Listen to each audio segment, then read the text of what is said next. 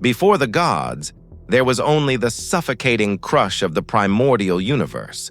The sky pressed so heavily against the earth that absolutely nothing could breathe or thrive in the darkness. This was the terrifying reign of Uranus and Gaia. Locked in an eternal oppressive embrace, Uranus proved a tyrant of unimaginable cruelty. As Gaia gave birth to the magnificent Titans, the Cyclopes, and the monstrous hundred-handed ones, Uranus looked upon them with absolute disgust. Fearing their immense power, he forced them back into the dark depths, violently burying his own children deep within the claustrophobic caverns of Gaia's womb. The Earth Mother writhed in agony. In her immense pain, she crafted a massive, serrated sickle made of unbreakable gray flint. She presented it to her children in the dark, pleading for vengeance. The Titans trembled in fear, all but one. The youngest Titan stepped forward from the shadows. His name was Cronus. He possessed a terrifying, cold ambition the others completely lacked. His eyes burned with a calculating hunger for absolute power. He took the jagged sickle from his mother's trembling hands. He acted solely because he saw an empty throne waiting to be claimed. That night, as Uranus descended upon Gaia, covering the earth like a blanket of stars, Cronus waited in ambush. When the sky was fully lowered, completely vulnerable, Cronus struck without mercy. The great sickle sliced through the cosmic silence. The castration of the Sky Father was a violent rupture that forever separated the heavens from the earth. The sky screamed a deafening sound and retreated high into the cold void. From the terrible wound, divine blood rained down in torrents. Where it struck the foaming ocean, a violent churning began. From that bloody sea foam would eventually rise Aphrodite, the goddess of love, born directly from unimaginable brutality. With the sky banished, Cronus crowned himself supreme ruler of the cosmos, taking his sister Rhea as his queen. Thus began the legendary Golden Age. But beneath this glittering facade, a dark paranoia was taking root. Uranus had unleashed a dying curse upon his son.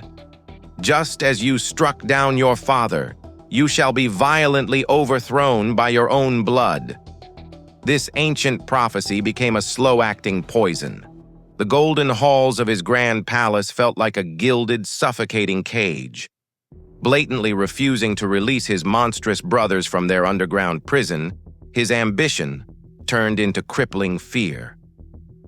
The breaking point arrived with the birth of his first child. Queen Rhea presented her newborn daughter, Hestia. But when Cronus looked into the child's innocent eyes, he saw his own doom. He saw the prophecy made flesh. Without a single word, without a flicker of hesitation, the Titan King reached out. He unhinged his massive jaw and swallowed the newborn goddess entirely whole. Rhea's scream of horror shattered the tranquility of the Golden Age. But Cronus did not stop there. The king of the cosmos had become a monster driven by an endless hunger for control. Over the years, the agonizing nightmare repeated itself. Rhea gave birth to Demeter. Cronus devoured her. She bore Hera. He swallowed her into the abyss of his stomach. Then came the mighty sons, Hades and Poseidon. Each time the king eagerly consumed his own flesh and blood. The gods were immortal. They grew in the pitch-black acid of their father's stomach, a claustrophobic prison of eternal darkness. Rhea was entirely broken, a mother whose children were violently stolen the exact moment they took their first breath. Growing heavy with her sixth child, she could no longer bear the agonizing grief. Seeking counsel from Gaia, Rhea fled in the dead of night to the rugged island of Crete. Deep within the hidden caverns of Mount Ida, she gave birth to Zeus, leaving him behind in the cold shadows to save his fragile life. She returned to the grand palace cradling a tightly bound blanket. The Titan King immediately demanded the child. He greedily shoved the bundle into his monstrous maw, believing he had finally secured his eternal reign. But he was blinded by arrogance. He had swallowed the Omphalos, a massive stone wrapped in swaddling clothes. Regurgitated years later, it would be placed at the sacred center of the world in Delphi, marking exactly where the supreme king was deceived. Hidden away in the damp caves of Crete, the true heir to the cosmos was growing stronger every day.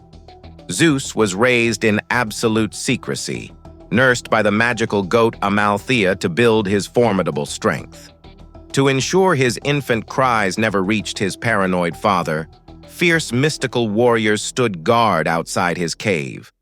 Whenever the infant god cried, these warriors would violently clash their heavy bronze spears against their massive shields, creating a deafening metallic thunder that completely drowned out the sounds of the baby.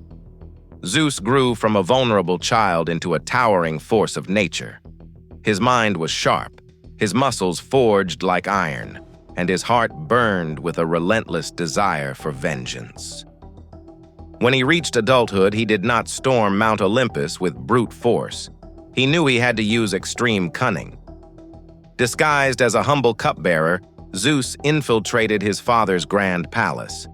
He stood silently in the shadows, watching the tyrant who had consumed his siblings.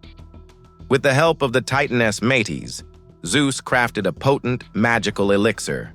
During an opulent feast, he offered his father a golden goblet overflowing with sweet nectar.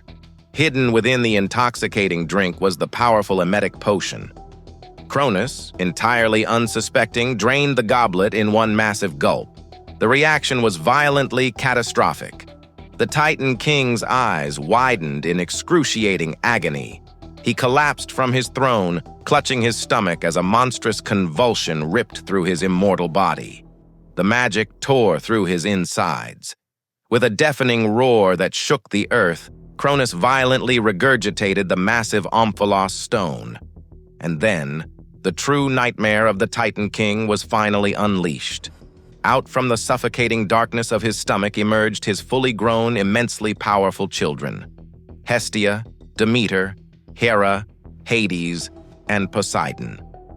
They had spent their entire lives trapped in absolute suffocating darkness, and now they stood proudly in the grand marble hall, their eyes burning with the unquenchable fury of 1,000 raging storms. They were gods, and they were hungry for absolute vengeance. Zeus stood proudly alongside his newly freed brothers and sisters. The Golden Age was officially dead. The ultimate war for the cosmos, the catastrophic Titanomachy, had just begun. The universe would be torn apart by fire, lightning, and unimaginable brutality as the new gods claimed their divine right. The age of the Titans was ending in blood, but the reign of the Olympians would be forged in something even more savage, because establishing an empire requires a devastating war, but entertaining the triumphant masses requires a different kind of brutal blood sport. How did these new gods celebrate their ultimate dominance over the world? Next time, we step out of the shadows of cosmic war and into the sun-drenched arenas of ancient Greece to witness the sweat, the broken bones, and the brutal reality of the first Olympic Games.